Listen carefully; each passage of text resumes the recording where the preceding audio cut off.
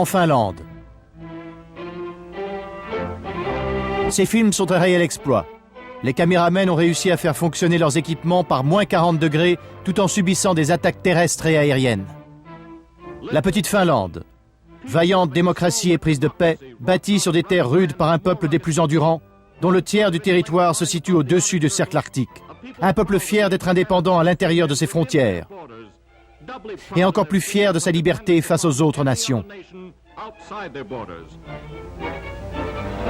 Mais le danger emplit l'atmosphère de cette fin novembre. La Russie réclame à la Finlande ses précieuses îles et ses ports d'importance vitale. Les ministres finlandais essaient désespérément de négocier avec Staline. Mais les arguments ne pèsent pas lourd lorsque les menaces sont renforcées par la puissance armée. La Russie et sa population de 180 millions d'habitants essaient de réduire la petite démocratie à la soumission. Les Rouges font étalage de leur puissance. La Russie insiste pour que la Finlande recule sa frontière d'environ 30 km. Kallio, le président finlandais, veut s'y opposer. L'honneur de sa nation doit être préservé. Le spectre de la guerre se profile sur la terre finlandaise. Les Rouges attaquent. Un peuple sidéré et incrédule entend le bourdonnement des bombardiers russes dans les airs de sa patrie bien-aimée. La guerre s'abat sur les villes.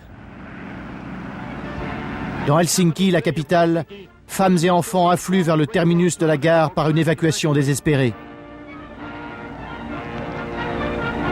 Fuyant les armes de guerre créées pour servir les hommes et non pour persécuter les innocents.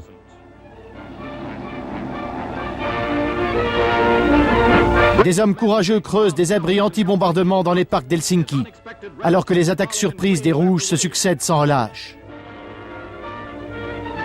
La stratégie de guerre de la Russie est rapidement dévoilée. Descendre du nord et remonter par le sud. Une attaque de la Finlande sur 5 fronts. Avec la rapidité de la foudre, la modeste et courageuse armée finlandaise se mobilise pour affronter l'envahisseur.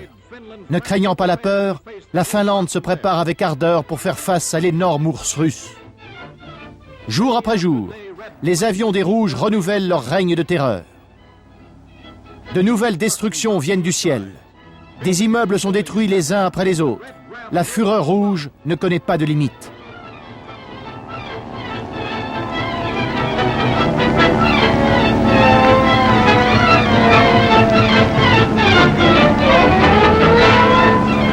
Civils et femmes se mettent à l'abri, devenus sans raison les cibles d'un envahisseur incontrôlable. Des abris construits à la hâte offrent un refuge à des enfants terrorisés et décontenancés.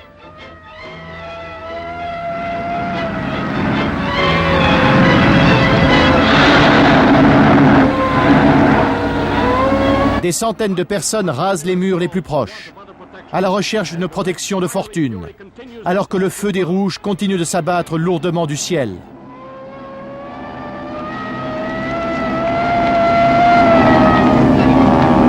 Jeunes et vieux longent les murs pour échapper à l'envahisseur. Un peuple courageux fait face à une destinée écrasante. Courageux dans leurs maisons et dans les champs, les Finlandais sont intrépides, gardant un moral d'acier dans cette quête pour la démocratie.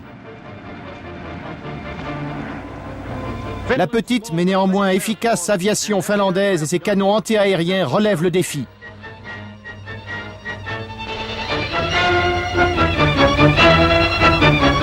Leurs avions prennent les airs, arborant, contrairement à l'Allemagne, un svastika inversé.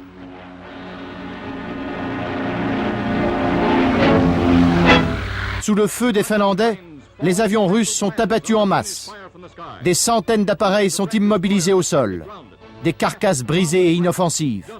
C'est autant de destructeurs en moins pour les maisons et le peuple finlandais. Pourtant, les Rouges poursuivent leur plan insensé visant à impressionner les Finlandais, lançant des raids incessants de bombardement. L'héroïque armée de défense passe à la vitesse supérieure. Elle connaît la région arctique, elle connaît sa neige. Elle est consciente de l'inutilité des équipements mécaniques modernes sur le terrain hivernal finlandais. Elle habille ses hommes de blanc et les équipe de ski et de luge. Moins on est visible par l'ennemi, plus il est facile de manœuvrer en position d'attaque. Dans la région de Petsamo, où un port d'importance vitale change de main d'un jour à l'autre et dont les précieux dépôts de nickel sont convoités par les Rouges, les Finlandais détruisent leurs propres maisons pour entraver davantage l'action ennemie. Au sud, ils marchent vers la ligne Mannerheim lorsque les avions russes les repèrent. Mais leur remarquable chef Mannerheim leur a appris à se fondre avec les arbres et même à rester immobiles, tels des souches d'arbres. Leur artillerie défie une division russe se déplaçant en colonne sur plus d'1,5 kilomètre, alors qu'elle avançait au pas le long d'une route étroite. Une fois de plus, il s'agit là d'un plan de Mannerheim. Observer, attendre, les laisser suffisamment avancer, puis tirer. Dès qu'ils apprennent qu'une division a été piégée, ils passent à l'attaque sans tambour ni trompette. Les patrouilles finlandaises se pressent pour prendre le dessus sur les Rouges, comme on les y a préparés. Des armes bien cachées mitraillent la route bondée de troupes.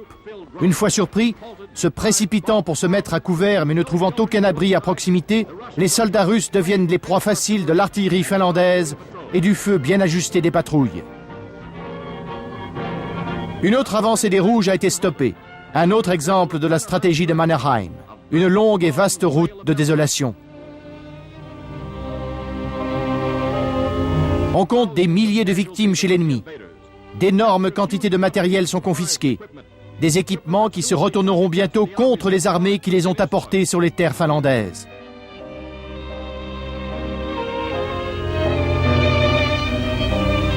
Comparée à la puissance gigantesque de la Russie, la modeste armée finlandaise parvient à capturer un nombre étonnant de prisonniers russes.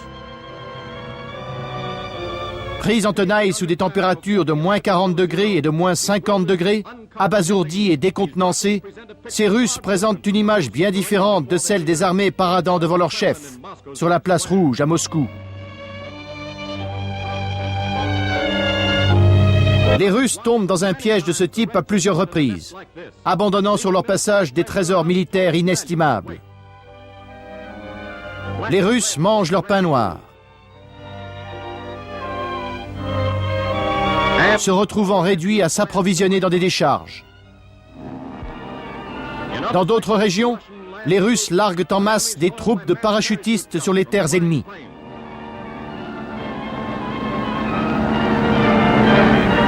En temps de paix, c'est un grand spectacle à observer du sol. Mais pour la première fois aujourd'hui, il est mis à l'épreuve.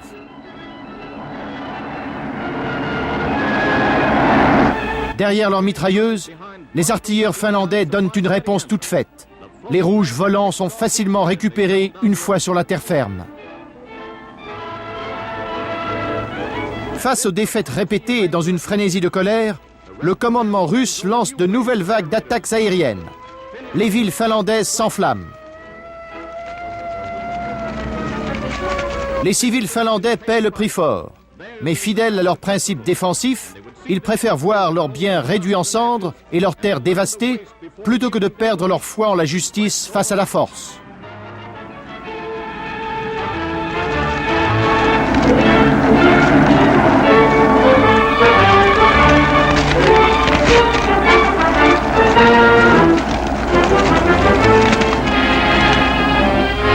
Avec une force surhumaine, les patrouilles finlandaises, confrontées à d'innombrables troupes fraîches et à des réserves inépuisables, résistent avec courage en vue de lendemains incertains. Les paroles de leur chef résonnent dans leurs oreilles. Ces mots de Mannerheim promettant « Rien de plus qu'une terre brûlée, maudite par Dieu, ne tombera aux mains des Russes. La Finlande d'aujourd'hui ne périra jamais, car sa lutte pour la justice au nom de la démocratie illuminera des lendemains éternels. »